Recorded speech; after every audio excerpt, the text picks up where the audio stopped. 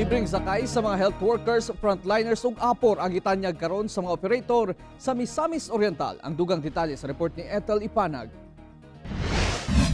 Ang PNROA Kanituan Transport Cooperative nagtanyag og libreng sakay sa frontliners sa syudad sa ruta nga Kugon Market, Zayas ug PNROA relocation site sa Kanituan. 13 ka modernong PUV nga 50% sa 30-seater capacity ang makasakay, diin dunay thermal scanner, air condition ug dunay QR code scanner. Ang libreng sakay gipondohan sa gobyerno aron dunay masakyan ng essential workers karong gipailawom sa MECQ ang syudad.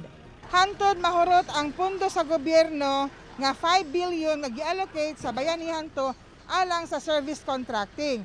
So kung kanusa na siya mahurot, ay pasabdayon nato maundangan atong libre sakay. Nakatabang usab kini sa mga PUV driver nga naglisod karon sa pagpamasada tungod lakip sila gisweldoan sa kagamhanan.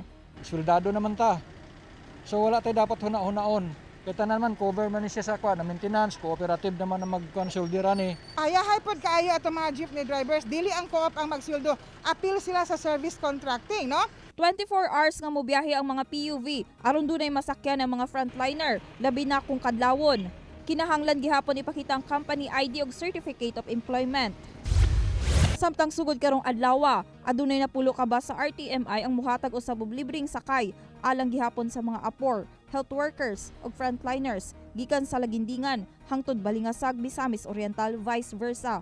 Kauban si James Yap sa kamera. Ako sa Ethel Ipanag para sa One Mindanao.